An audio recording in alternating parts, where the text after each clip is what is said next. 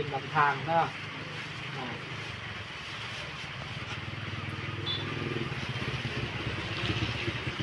กินหรือว่าข่าวเป็นเนาะกินอยู่ใช่อยู่วัดโอ้เป็นทุกข์ให้โอ้เดี๋ยวนั่นละมือเจ้าย่างเคยคุณมาพี่เจ้าแรกที่เขาใช่หรือว่าเขาวัดตลอดวัดนั่นแหละบางมือเป็นกับทักทายสบายดีเด้อสบายดีและสวัสดีพ่อแม่พี่น้องเอฟซีเมื่อสุขสุขคนไม่ว่าจะอยู่ในและก็ต่างประเทศยินดีต้อนรับเข้าสู่ซอง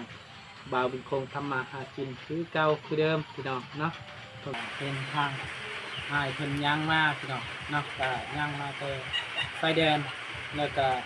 พอดีผ่านมาบ้านบ่าวบุญคงนี่พี่น้องก็เลยบ่าวบุญคงก็เป็นคนแล้วก็เอาเสื้อกันฝนให้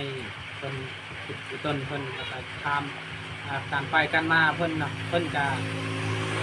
เป็นคนขัดแขกนะก็ไปเฮ็ดเวียกอยู่สวรรค์เนาะก็เลยแบบว่าคือสิแม่นแบบว่าไปถูกกันกับหัวหน้านี่แหละเนาะเนาะไปถูกกันกับหัวหน้าแล้วเพิ่นก็เมื่อแล้วก็ลงทางไปฮอดแสดงเพิ่นย่างไปก็ย่างไปฮอดไปใส่ตัวไปสวรรค์คือเลยแล้วนี่ก็เราเอาย่างมาไปสวรรค์นี่8 มื้อจนฮอดนี่แล้วมาฮอดแสดงลาวเวียดนามแล้วก็กลับที่นี่ย่างนี่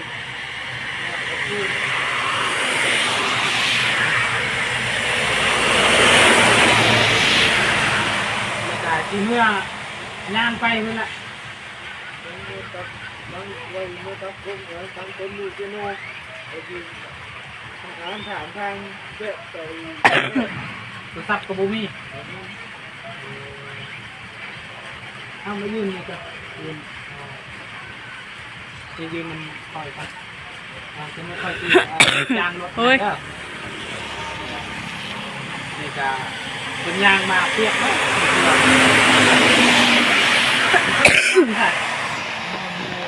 ตีจุ่มหัวบ้านอายุบ้านไหนโยตะแคกไตเราเป็นคนตะแคกจะมือแหละเห็ดเดือดอยู่บ้านนะเดือดที่ติดนึ่งเป็นยางเมื่อกันเป็นจักรรถมาจอดก่อน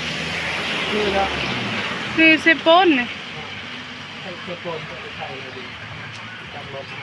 คือเซปนเป็นรถเซปนคันว่าอยู่ฮอตเซปนนี่หรอกเบิดว่าจะนี่ฮอตเซปนกับค่ำเท่าไหร่เป็นเอาเชือกเป็นคนตก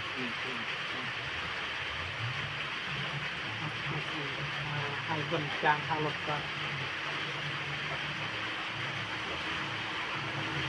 ได้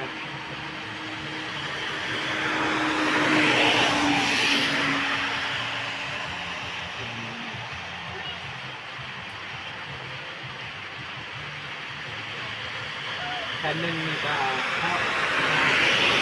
กันฮอตสวรรค์กับแผ่นห้า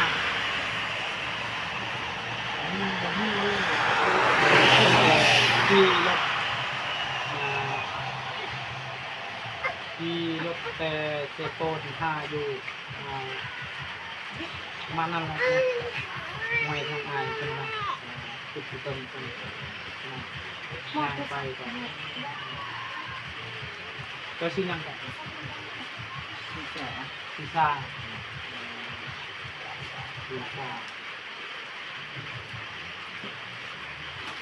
ก็ทำเนี่ยก็ยังไม่มีรถแล้วแต่ว่าเจ้าอายคอยย่างไปบ่เดี๋ยวฮอตเซโปนแล้วก็ชิ้นจังรถบ่เดี๋ยวนะคอยกวกรถเนี่ยกระทั่งนะบ่มีรถทำนี่มันทำแล้วรถเล่นเสียงทางเป็นยังมือบ้านเป็น ที่แรกชุ่มน้อยๆมากแล้วกันแล้วมันเป็นน้อยอย่างนี้ก็คล้ายผีแล้ว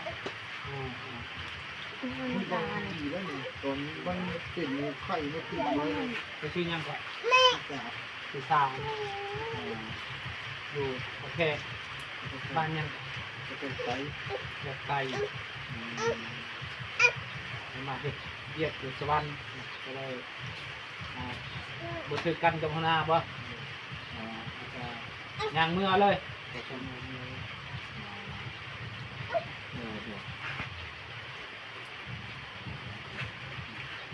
ก็สิว่าจังได๋พี่น้องเนาะ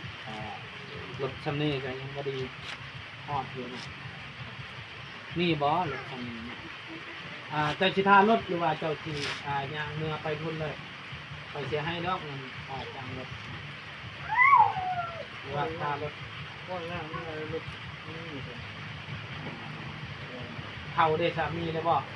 ท่านบ่มีใครสิให้แมวกระจงเท่าให้เด้อเท่ากับทางให้นี่นะจกเข้าให้เราเนี่ย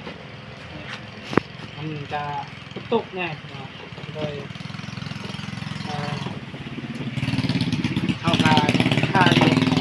เอาเรียนไปส่งเพิ่นอยู่เซโปนจกให้เราเนี่ยเอาใส่เสื้อกันฝนเอาที่เอาให้เพิ่นเสื้อกันฝนเป็นเพิ่นยางยันหนาวนอนอยู่ใจมันคืนนี่ มีส่วนหัว กลัว มีที่น้อยอยู่ส่วนหัวอยู่บ้าน บ้านยัง ที่อยู่อะไรมันจากบ้าน ใกล้สิฮอดแสดงบ่ แม่มันมีกลัวจะไม่เหมือนกันโบไกนะไก่เตอร์ 8 พุ่นย่างแต่สวรรค์มาฮอดชายแดนลาวเวียดนามระยะทางเป็นนานมาเนาะ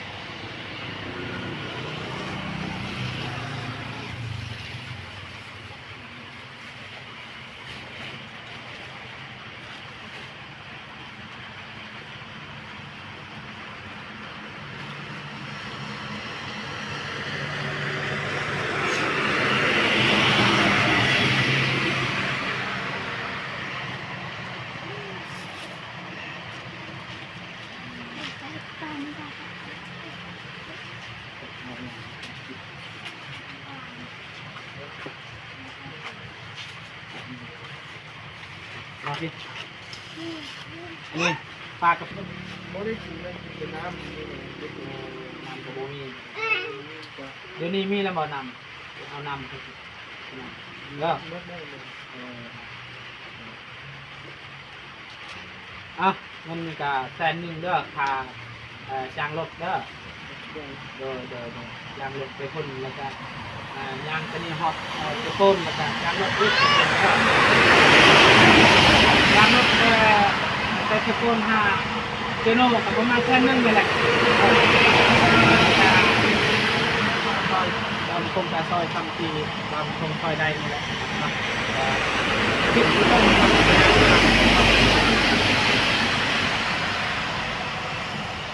ให้คนไปใจการเดินทางเมื่อไปคุณละฮอตซิปนรถเด้อหน่อยทั้งนี้ก็ได้เพราะรถคันนี้ก็มีท่านเอาติดจ้างรถไปดูไปเลย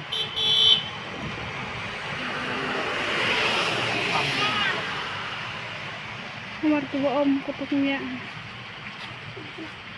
เอาการนี่แต่นั่งเบิ้งเอานั่งกันเด้อเอานั่งไม่ได้เห็นละสงสารคนพี่น้องเอ้ยแต่ว่าคนเวลาค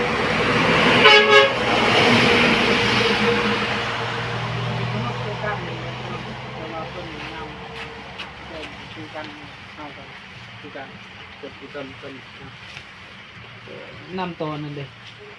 ตุกกระดังเอาตุกใหญ่รถนะ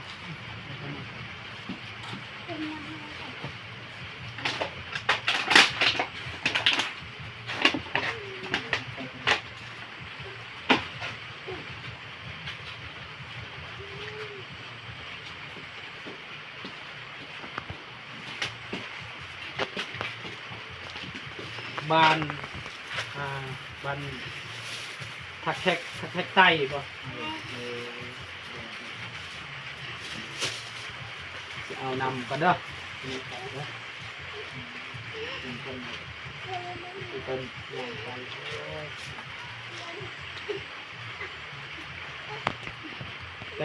แต่วานนี่เนาะยังเนาะเห็นให้ถึงหัวหอบแสดงเห็นต่างอันจะคุกกระทำพระเจ้าว่าทางนี้ทางไปใช้อยู่สวรรค์นะลงหน้ามาเลยมองเจนูเลยคิดว่าถึงมาที่เช้าแล้วมองเจนูก็ย่างซื้อมาเลยแบบ แต่สวรรค์มาย่างหรือว่าขี่รถ ย่าง ว่าอยู่มีเงินติดโตเลย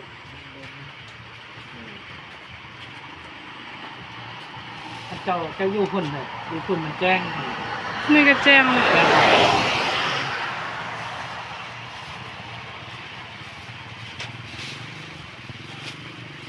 เอานำเด้อเอาปล่อยน้ำไปเด้อฮอตเซปูนเลยจ้างรถเด้ออย่าไปย่างเด้อไปนี่นะครับจ้างรถเอาเดินทางปลอดภัยเด้อนี่แหละพี่น้องเนาะคนเฮาจะงานลำบากเห็นดาวบุญคงเห็นเพิ่นยางมาเชื่อกันคนกับบริษัทพอดีดาวบุญคงเอาเชื่อกันคนอยู่ห้ามเลยให้เพิ่นเดี๋ยวยางไปเอานำเอาเข้าให้เพิ่นเลยมากระป๋องนึง เด้อ ว่ารถเบียด รถเวียกจะขึ้นได้ รถเบียดได้เพิ่นประจอบ เพิ่นจอดแต่อยู่คิว โดยแม่นคันฮอตคิวแล้วเพิ่นจอดเดี๋ยวอยู่รถลาวสิว่าจังได๋พี่น้องเนาะอยากจะเป็นให้คนแฟนนึง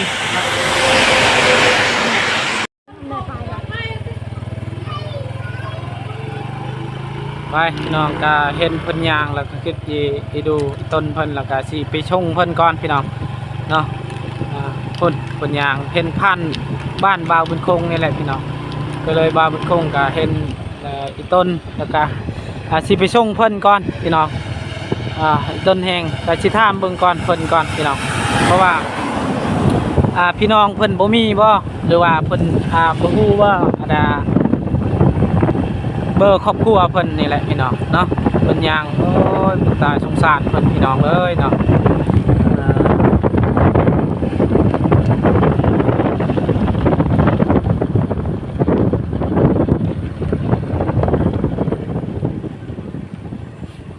ไปขี่รถนำเฮาไปชงอยู่หั่นบ่ก็อยากถามเจ้าแบบว่าพี่น้องเจ้าบ่มีบ่พี่น้อง โดย ย่างแต่แม่ ยังแต่แม่ ครับพี่น้อง โดยอันนั้นเจ้ามีครอบครัวแล้วบ่ เคยมีไปแล้ว โดย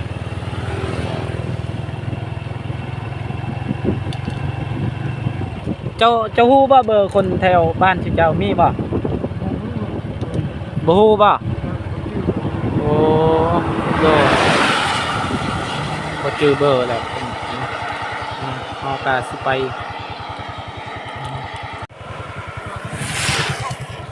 กองกระมัวเนี่ยครับ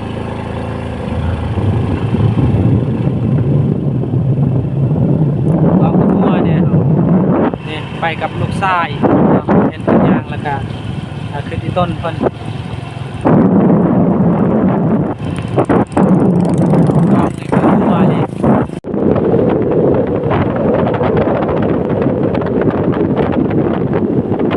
ทราบเอาเครื่องตัวนั้นก็ใส่ไปถ่ายคลิปแล้วเนาะเอาที่ซ้ำนี่แหละถ่ายอยู่เนาะเห็นเพิ่นละต้น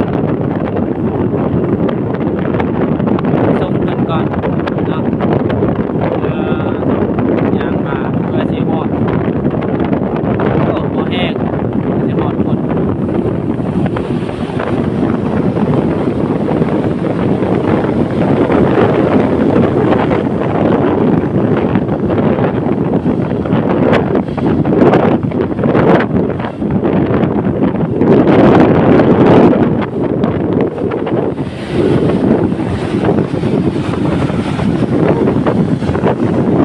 ถ่ายบ่ได้เลยพี่น้องเพราะว่าฝนตกแห้ง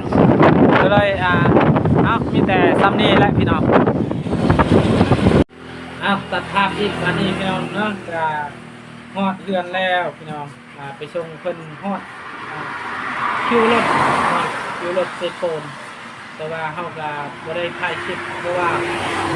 ฝนตกแห้งพี่น้องเนาะอยู่เซโกนก็ให้เพิ่นจ้างรถให้เพิ่นแล้วก็เพิ่น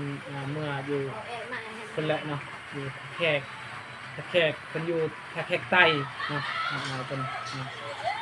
เป็นเจ้าตนพี่น้องเอ้ยเนาะแต่คนเฮาไปหาเงินนี่แหละเนาะเพิ่นก็เป็นลูกกำพร้าพอเราเสียแล้วยังแต่แม่เพิ่นเนาะบางคนทานเพิ่นอยู่ทางทีนี้เนาะบัดนี้บางคนก็ว่าบ่มีบ่เบอร์คนแถวบ้านเจ้าเพิ่นว่าบ่มีแต่เพิ่นเฮ็ดเวียกอยู่สวรรค์แล้วก็บ่ถึกกันกับหัวหน้าแล้วหัวหน้าให้เมื่อเพิ่นก็เมื่อย่างรถย่างว่าสิมื้อย่างแต่สวรรค์หาอยู่ตะแคกนี่แหละเนาะแต่ว่าเพิ่นลงทางย่างไปฮอดชายแดนลาวเวียดนามนี่แหละปุ๊บฮอดชายแดนแล้วเพิ่นว่าโอ้บ่แม่นแล้วนี่ฮอดเวียดนี่ยังเพิ่นก็ย่างกลับอีกย่างกลับมาพอดีบางคงเห็นย่างผ่านมาทางบ้านบางคงก็เลยเห็นอีต้นเพิ่นน่ะเอาเชือกกันพ่นให้เพิ่นแล้วก็ถามเพิ่นว่าเจ้าอยู่บ้านใดไปกันมาเพิ่นเนาะก็คือเพิ่นว่าประมาณนี้แหละพี่น้องเนาะฮอดเสียโปนแล้วส่งเฮา2คนกับลูกชายไปส่งเพราะว่าผู้เดียวกับบ่กล้าแล้วพี่น้องเนาะเพราะว่าเฮาก็ฮู้อยู่เนาะแต่ว่าเฮาก็แบบว่ายังบ่เชื่อใจคนเนาะแต่ว่าเฮาก็คิดดูก็ไป2คนกับลูก